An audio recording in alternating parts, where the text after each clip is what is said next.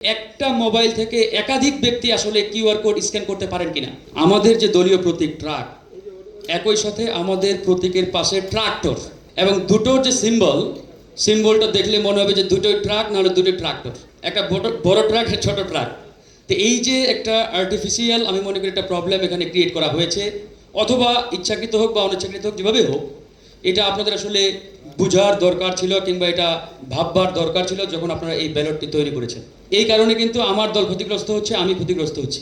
এখনও যদি সুযোগ থাকে তাহলে ব্যালটে উল্লেখিত যে সিম্বলগুলো রয়েছে, এই সিকোয়েন্সটি আমি একটু পুনর্বিবেচনার আবারও আহ্বান জানাচ্ছি। প্রবাসী যারা ইতিমধ্যে আপনাদের অ্যাপস ইনস্টলের মধ্য দিয়ে যারা কিউআর কোড স্ক্যান করে ব্যালট সংগ্রহ করেছেন, এখানে আমার প্রশ্ন, ধরেন যে একটা মোবাইল থেকে একাধিক ব্যক্তি আসলে কিউআর কোড স্ক্যান করতে পারেন কিনা। ধরেন যে মোবাইল ফোন একটাই, বাট একাধিক ব্যক্তি ওই ফোন দিয়েই কিউআর কোড স্ক্যান করছেন।